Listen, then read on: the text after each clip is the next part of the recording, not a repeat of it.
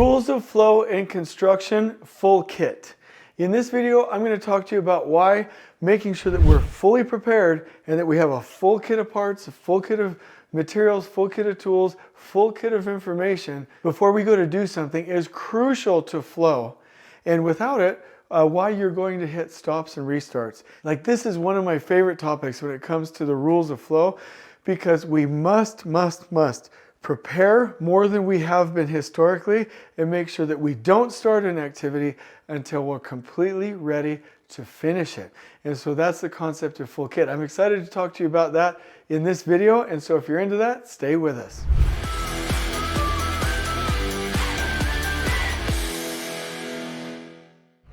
All right, so let's talk about this.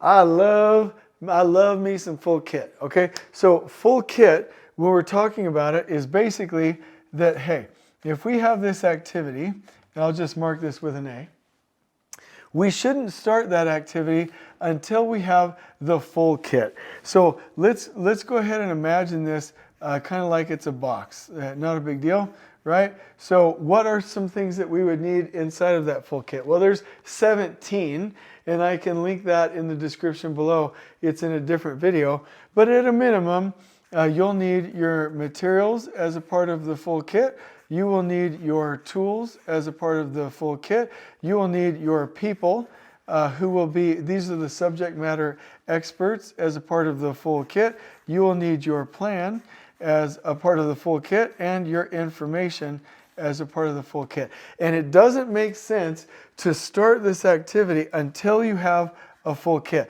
because what happens when you don't is that you'll be running around on the job site on what's called a treasure hunt, right? Or you will be waiting, like you're sitting there on a park bench waiting for somebody, or you will be ineffective and not able to finish, which means that you're now batching work and you're not finishing as you go. So you must have full kit. Now here's the thing. When you actually go to start this activity, there's an interesting concept called a gate. So let's say that this was actually a gate, and the only way to unlock the gate is to have the key. Now the key to unlock the gate is the confirmation that all of this is done. And there's an expert or an expert that put a process into the system to say, hey, we do not start, this is the key, do not start the activity until we can open this gate with the key, which is the full kit. Now this is really a key concept. Now in construction, let me talk to you about this. This comes back to the concept of tact planning. If I'm looking at a tact phase, it could be any kind of a phase. Here's the start, here's the actual activities, here's a bit of a buffer, there's the end. What do I always say? When we're working with a construction project, there's something that happens 3 months ahead, and that's called the pull plan, okay? That's 3 months. There's something that happens in front of this wagon that's 3 weeks ahead, and that's called the pre-construction meeting, right? And so that's 3 weeks ahead. And before this, before the work, this is actually a part of what's called a look ahead, which is 6 weeks out, and a part of what's called a weekly work planning process in order to plan. So we have the pull plan, we have the pre-con meeting, we have the look ahead plan, we have the weekly work planning meeting, all to make sure that this is ready. Now, here's the key. When we go to do this activity as a part of the tact plan, the pull plan makes sure that this is in the right sequence. The pre-con meeting makes sure that we have all of the full kit. So I'm just going to mark that kit ready to go, okay? The look ahead in the weekly work plan makes sure that all of the other activities that are around it are ready to go to support the activity within. So plan, pull plan, pre-con meeting, your look ahead, and your weekly work planning, all a part of the last planner meeting, are crucial. And if you make sure that this pre-con meeting is your gate and that you're not going to start this activity until you have full kit, then we can get out there on the construction project and really win. And so one thing that I want to say, in addition to like and subscribe, please, because I love you and I want you here, we're good together. You know what I mean? But one of the things that I want to say here is that full kit is crucial at a couple of different places. It's crucial for every activity, but there's some key places where it really makes sense. So let's talk about those right now. Number one, integration points, right? Let's say that you have two activities coming together, or two preparation activities coming together into one. Making sure that both of those are full kit is like really just a fantastic practice. Let me give you an example. Let's say you're erecting a tower crane. So you have the road closure, right? That needs to be full kit. You have the setup of the crane. That needs to be full kit. You have the delivery of the crane parts and pieces and components and sections. That needs to be full kit. And then you have the permanent power, the hookups to the permanent power, or the temporary power, sorry, full kit. Those four have to integrate, so making sure they're all full kit and ready is key. Now, one thing that I want to talk to you about is when we say that this gate doesn't open, this full kit has to be enough to finish, not just start the activity. And so when I give you the crane example, that means you have a full kit of everything you need to shut down and finish and remove the road closure in the example I gave you, to set up and tear down the crane, to completely erect the crane safely, and to power it up and make sure it's commissioned and ready to go. The kit isn't just to start, the kit is to finish, and that really helps when you're synchronizing activities. The other thing that full kit is great for is when you're setting out on this phase. The first wagon in the first zone for this phase is crucial. Let's say that this is the first wagon. It goes from zone to zone to zone, right, in your TAC plan.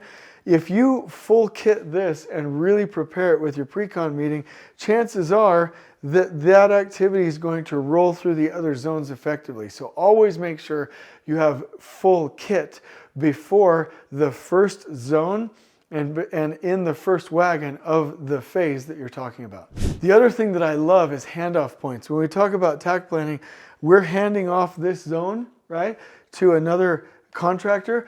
During handoffs, it's key to have a full kit. Is the second contractor is coming into the area, do they have a full kit to create their work? And did we finish our work with our full kit? So focusing on full kit at handoffs is crucial as well. The other thing is that when work is really complex and you would typically need an expert, that's the time to really have a full kit, to make sure that you have the people, the materials, the equipment, and the information. And on that first one, you might need some expert guidance, but the kit is going to be what sustains. So when it's very complex, when you need an expert, that's all the more we should be focused on full kit so that we can sustain that from area to area to area, or zone to zone to zone.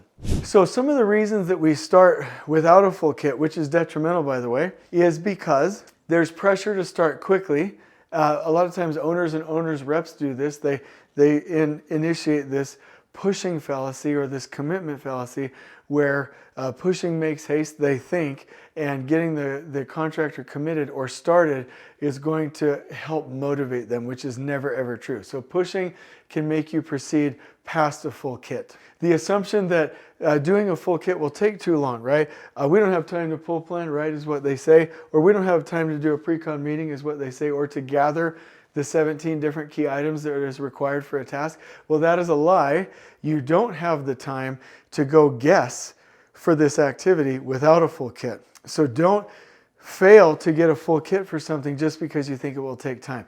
None of us are like Mission Impossible. None of us are like Denzel Washington in The Equalizer. None of us can just go and, like do something willy-nilly or impromptu in the moment. We have to have preparation. The other thing that might hold us back is we don't think we have experience to prepare. And so then when we don't actually make a full kit before we start and go through that gate, critical inputs are missing and we don't do the work correctly. We have rework now, so timelines extended, we have stops and restarts. And then because we're delayed, there's even greater pressure and we stop planning. I mentioned in the recovery video that one of the first things that goes in a project recovery is the pre-con meeting. You can't do that. We focus more and more on full kit if we need to do it in a flow, which we always do, and especially in a recovery. So just remember, working on something that isn't fully kitted isn't saving time. It really is just hurting you. The other thing is, A good rule of thumb is if you know your trade bottleneck or your zone bottleneck on your project site or within your phase, and you should, then don't release work into that unless it's fully kitted. And so I'll leave you with these bits of advice. Number one, define gates in the process where you need a key to pass, which is the full kit, where full kit must be mandatory. Number two, make sure that experts, including you as the builder, and especially the trades, are a part of identifying what that full kit is, and I would say as a part of the last planner system. And number three, make sure that you have a process in place to prepare the kit ahead of the work, because work does not happen in a flow by pushing, it happens by making work ready. This is such a cool topic, and by the way, all from Goldrat's Rules of Flow. We're going to turn this into a Canva graphic and a blog post so that you can implement on your project and implement operational excellence. I hope you've enjoyed this video. On we go.